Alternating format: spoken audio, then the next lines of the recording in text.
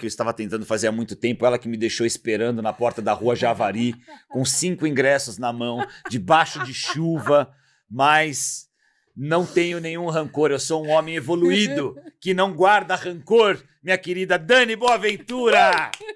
Maravilhoso. Obrigada pela apresentação. Acho que eu ganhei haters agora, mas tudo bem. Em minha defesa, foi culpa do meu marido que ficou doente. Ah, é verdade. A gente combinou dia, acabou não rolando, mas vai dar em breve. Não, doente ou... Não, doente mesmo. Eu lembro que você me falou que tinha sido...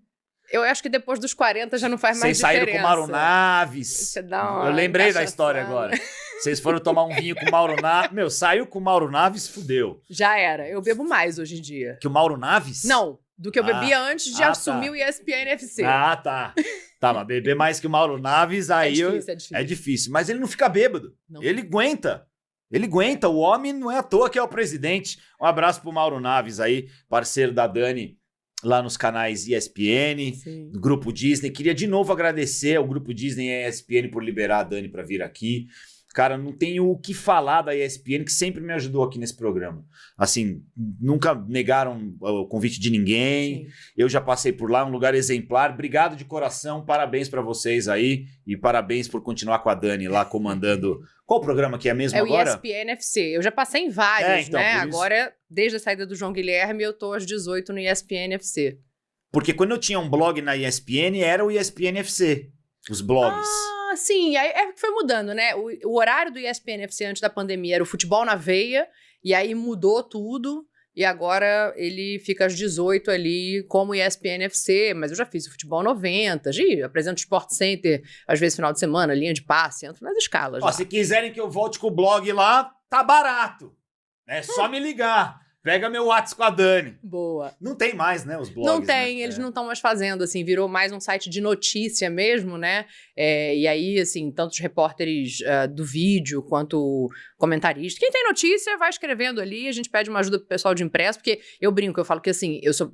né, boa, eu consigo concatenar ideias falando. Para escrever, na hora de dar aquela olhadinha na pontuação é diferente. É verdade, é verdade. Vamos começar o papo aqui com a Dani, ela vai contar sobre a carreira dela, vai falar por que ela falou que o Corinthians ia cair! Ai, meu Deus! Ai, meu Deus! Ó, você pode mandar os seus palpites na esportiva.bet, exatamente. Não faça igual a Dani Boaventura, o Corinthians não vai. Não vai. Vamos pra Libertadores, meu Deus! Exatamente, vai lá ó, na esportiva.bet, jogos... e diversão a partir de R$1. Exatamente, meu querido. A partir de R$1, você já consegue fazer o teu palpite lá. Tem 100% de bônus no primeiro depósito. O QR Code já tá na tela, meu querido Alex. Deixa na tela o QR Code da esportiva.bet. Você cai direto no link do Deus Zebra aí. Faça o seu palpite com responsabilidade. Beleza? Exato? Boa. Vamos começar aqui o nosso papo. Daqui a pouco eu falo do restaurante Sete Mares e da SG Conte Viagens, nossos parceiros aqui do Deus Zebra Cast. Como anda a vida, minha querida Dani? Gastando sua fortuna no Rio de Janeiro, andando de barco, tomando champanhe. Não, tô brincando, tá morando em Perdizes, que eu tô sabendo, perto da ESPN, ralando, trabalhando muito. Parabéns pelo seu momento aí na carreira. Obrigada, eu gasto todos os meus R$2 que sobram no final do mês em champanhe, é isso? Dá pra tomar uma dose. Não, tô morando do lado, assim, a gente tava falando aqui, né, sobre como é São Paulo e qual a diferença pro Rio. Eu sinto muita falta da praia, mas eu gosto muito da vida que eu tenho em São Paulo e acho que principalmente porque eu moro do lado da ESPN, assim, colado na ESPN, eu chego em 6 minutos a pé. Então, isso em São Paulo é qualidade de vida. Isso é qualidade de vida, né? Eu descobri o que é qualidade de vida em São Paulo. É você não pegar trânsito. Fui eu que falei isso aqui. Fora do ar, você tá me copiando. Mas muito bom, né? E tá, mandando super bem lá na ESPN. Momento bom da carreira, né? Momento com muito time, legal. Né? Que a ESPN fez uma reformulação depois que teve a fusão e tal. Chegou agora num time aí bacana demais, hein? A turma que tá lá, Bel Neto, o Mauro, o Pascoal, o Zinho. Cara, que time, hein? Que time, responsabilidade, só fera, hein? Muita, mas assim, eles tornam também a minha vida muito mais fácil, né? Quando você tá com pessoas generosas, assim, com uma carreira sólida como os três têm, isso facilita muito o meu processo, assim. Eles me abraçaram, me acolheram desde a saída do João e ficou um programa gostoso, né? Porque eu acho que sempre foi o clube, o João brincava, falava que era o clube, e eu mantive isso, porque continua sendo o clube, mas o principal desafio no começo era entender assim, cara, onde é que eu vou entrar nesse clube? porque era um clube de homens falando de futebol, todos mais ou menos com a mesma idade e na mesma fase de carreira. Ou seja, com carreiras consolidadas. Como é que eu vou entrar nesse clube? Foi difícil pra mim, mas eles facilitaram, porque eles me acolheram. Eu tenho uma coisa com o Pascoal, que é o olho. Pascoal me olha, eu olho o Pascoal, ele já sabe quando é pra falar, eu já sei quando é pra passar a palavra pra alguém. Existe uma cumplicidade ali, cada um à sua maneira, né? O Zinho é um campeão do mundo que me chama de comandante. Primeira vez que ele fez isso, eu falei, gente, tô me achando aqui agora.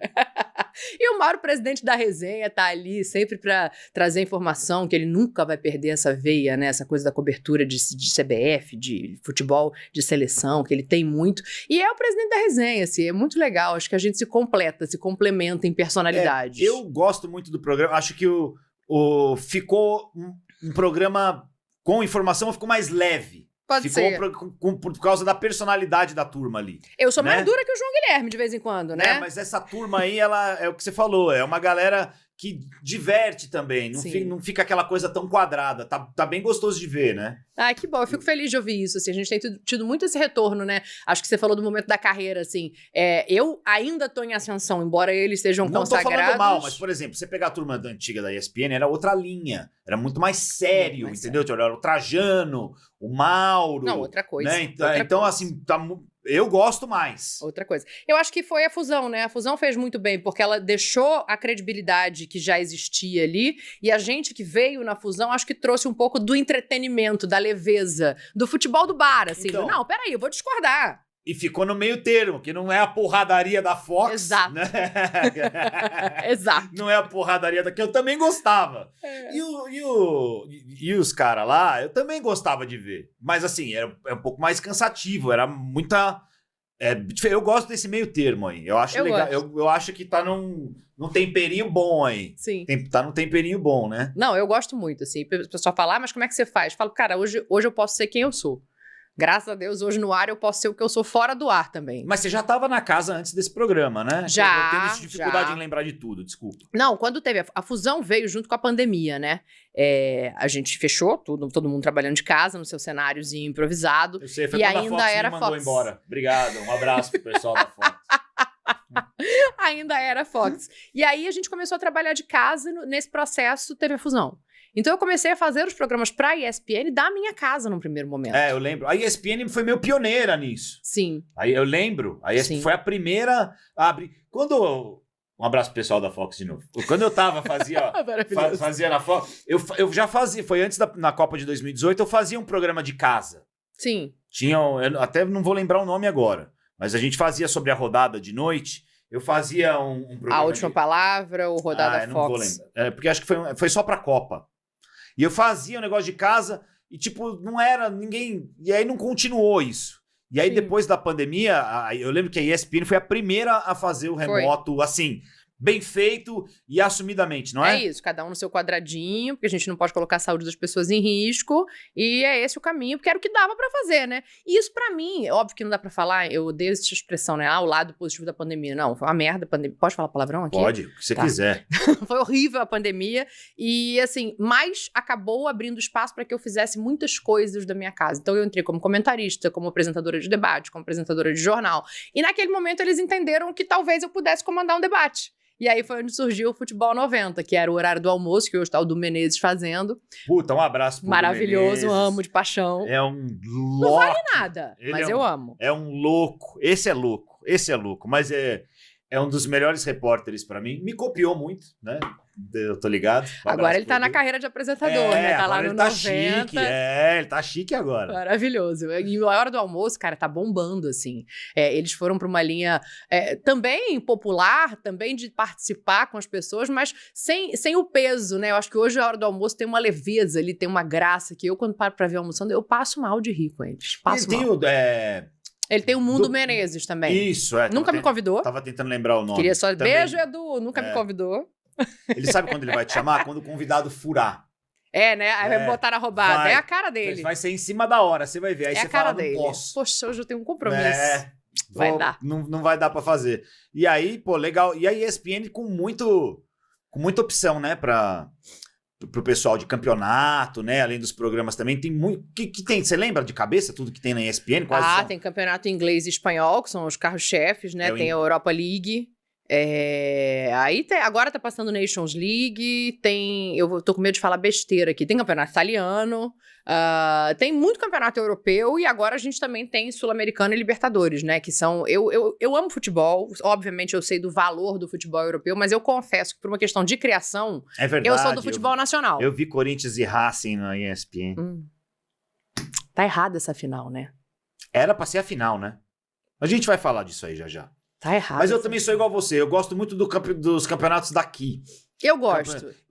Eu não consigo ver muito campeonato internacional porque eu não me envolvo, porque eu tenho que ter raiva de alguém. Você sabe o que isso significa, né? Que a gente é tudo passional. Mas eu sou mesmo. Então, por exemplo, passa um jogo desse, às vezes eu assisto. Mas, tipo, eu não tenho essa... Que nem igual, se estiver passando um jogo do Flamengo, eu vou ver pra torcer contra demais. Tá, então obrigado. Isso é um combustível. Posso ir?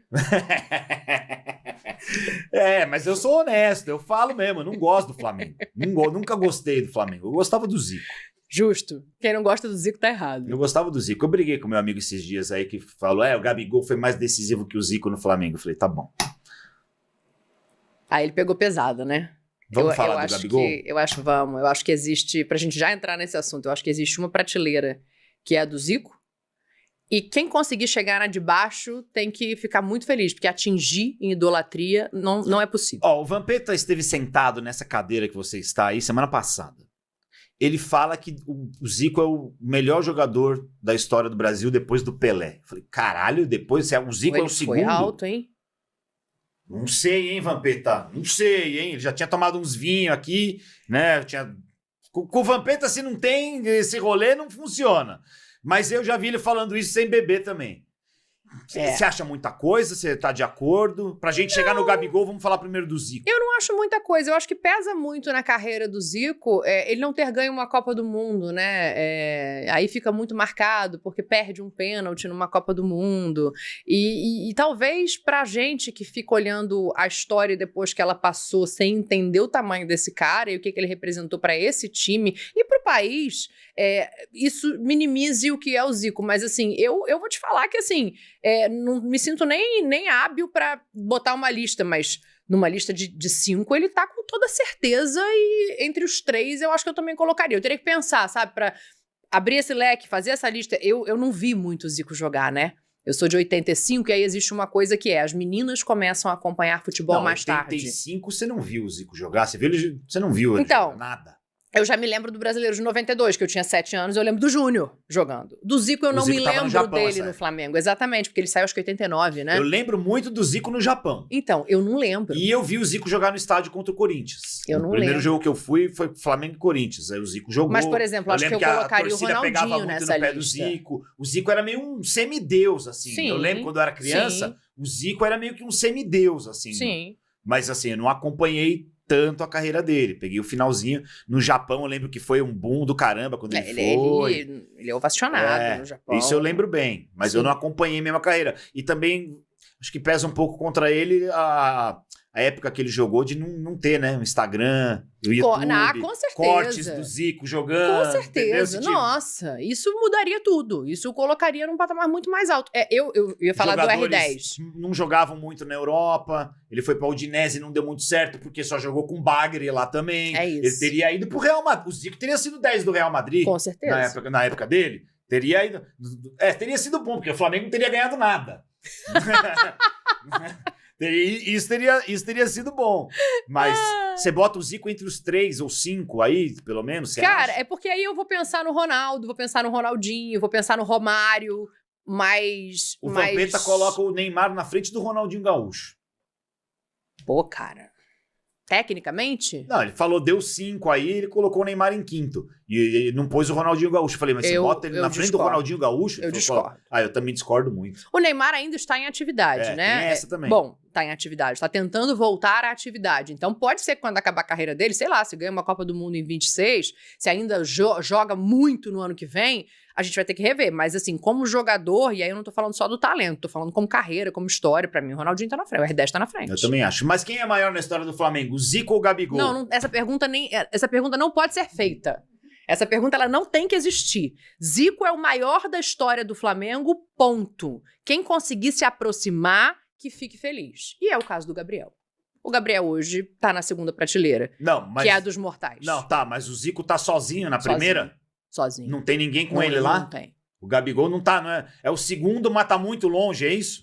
Qualquer um, cara. Até o Júnior vai estar longe do Zico. O Júnior também? O Júnior tá na segunda, o Gabriel tá na segunda, o Adriano Imperador tá na segunda. São ídolos, são grandes ídolos. Mas o que o Zico representa pra torcida do Flamengo, eu acho que é inatingível. É inatingível. O Gabigol, ele fez uma história linda no Flamengo. Mas eu tenho, assim, a impressão, por exemplo, o torcedor do Flamengo, eu falando de fora, tá? Por exemplo, eu acho que ele gosta mais, por exemplo, do Adriano. É que eu acho que assim, são coisas diferentes, né? Mas acho que tipo, ele curte mais o Adriano, tá ligado? A identificação pesa muito nessa hora. O Adriano é carioca, o Adriano vive no Rio até hoje, o Adriano, ele tem a cara do carioca. Então eu acho que a identificação talvez seja maior com o Adriano. Mas a minha impressão é que hoje o torcedor do Flamengo, ele já entende que na história, na hora de você falar em conquistas e importância pra dentro do clube, o Gabriel passou o Adriano.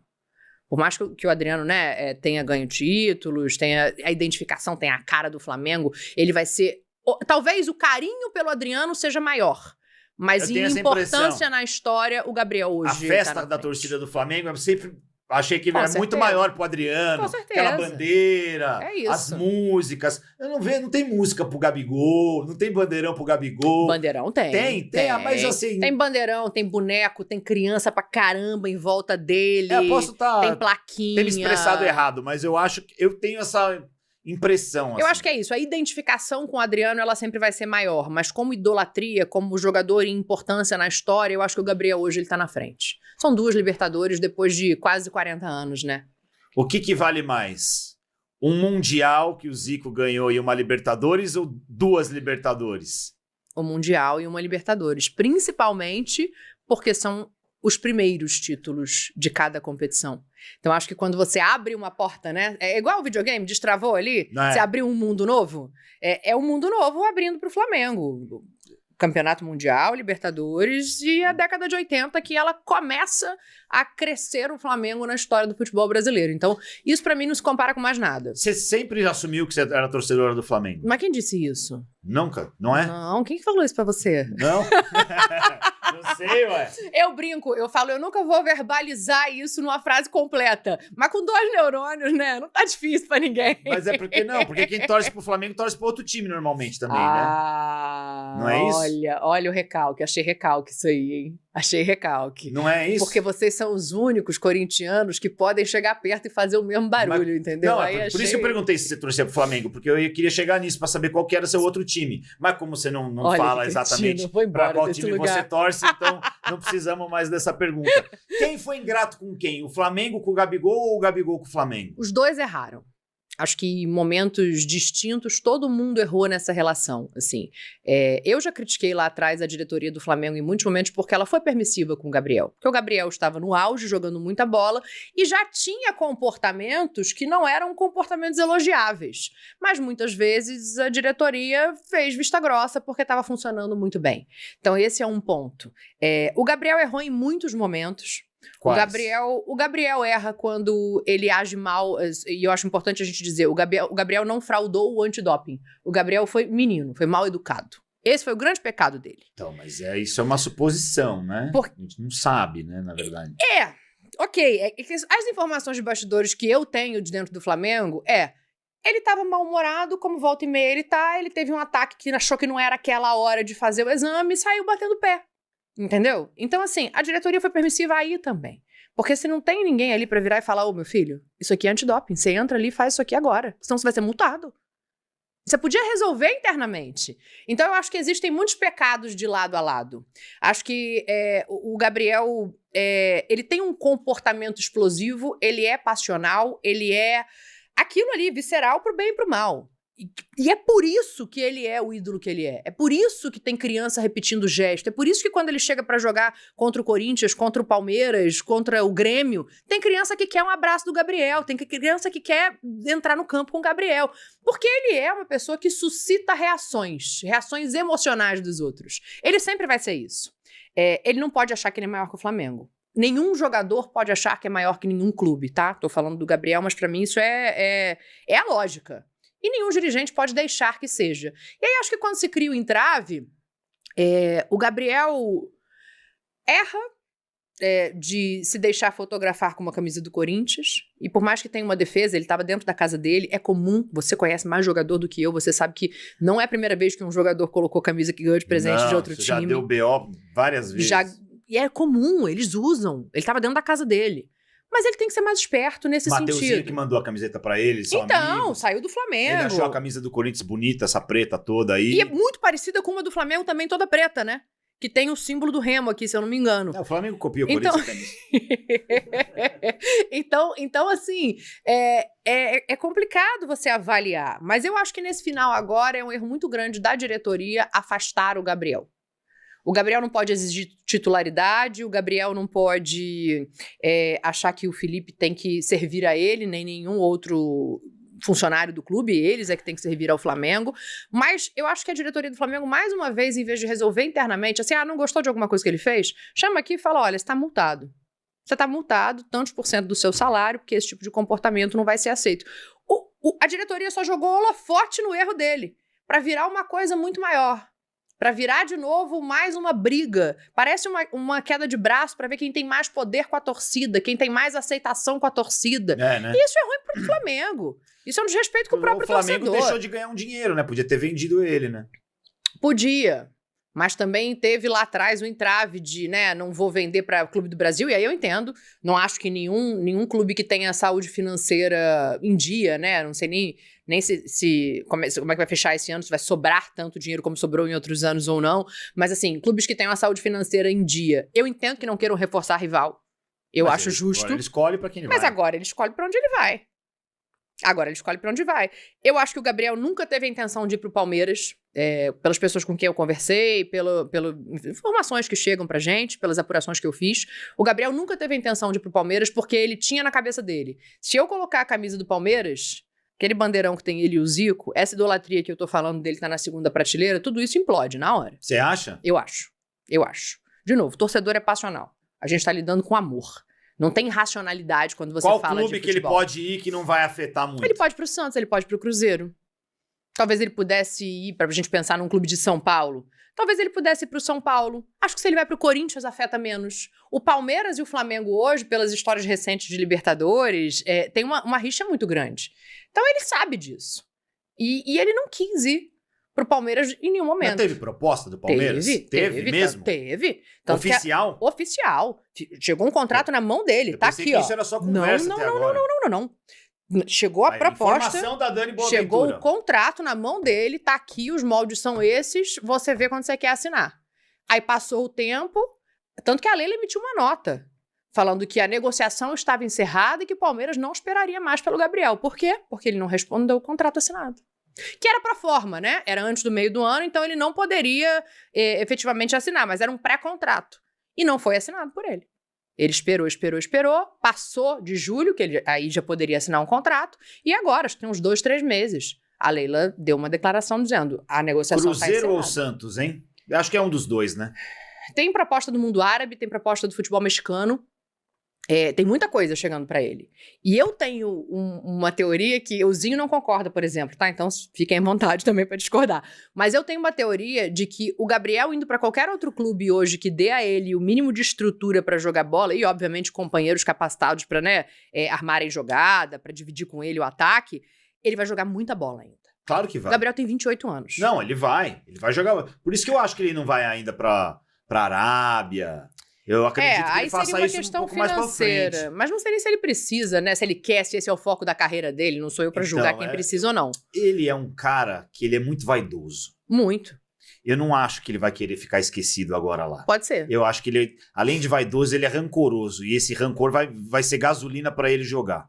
Pode ser. Entendeu? Pode ser. Assim, eu vejo isso na personalidade dele, e assim... E pensando nisso, nesse momento, se a intenção dele é ser mais vitorioso em algum lugar, acho que sim. Talvez o Cruzeiro seja a melhor opção. Por uma questão de estrutura, de momento. O Santos é um gigante, mas o Santos está se reestruturando para uma volta para a Série A. Então, mas o Santos também está se reestruturando aí para uma volta do Neymar, com uma SAF possível aí do Neymar comprando o Santos.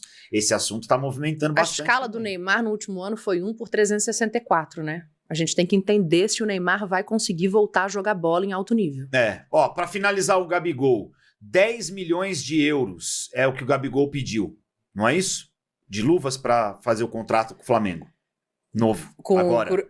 Tá. Sim, eu te confesso que eu não sei o valor fechado, mas ele queria, além do aumento de 50%, um contrato extenso por 4 ou 5 anos. Isso, no valor que eu apurei, não tá 100% certo, mas era em torno de 10 milhões de euros. 10 milhões de euros dá 60 milhões, divididos por 4. Eu sou ruim de conta, que só coisa, hein? Vou abrir até a calculadora. Dá quanto 60 por 4? 20 por ano. 20 por ano? Não, menos, né? Menos um pouco, né? Menos. Dá. Tá. Eu acho que o valor... Isso só 12, de luva, né? Isso só de luva. Isso. Beleza, 12, então é por aí. Meio, é por aí. Com 10 milhões de euros, o Flamengo não vai conseguir trazer ninguém do nível dele. Não foi outro erro da diretoria aí? Não dava para pagar os 10 milhões pro Gabigol agora e ele permanecer no Flamengo? Por que o Flamengo não quer pagar essa grana pro Gabigol? Queda de braço. A diretoria entendeu que ele tinha que provar e render o que ele já rendeu em outros momentos agora. E se ele não fez isso nos últimos 1 ano e meio, 2 anos, a gente está falando de 23 e 24, então o discurso do presidente então que ele assine o contrato de 1 ano, me prove que ele ainda merece esse contrato extenso, e aí a gente renova. Só que aí já é outra gestão, tem eleição no Flamengo... E por 10 milhões você não traz ninguém. Se você tiver um bom scout, você até...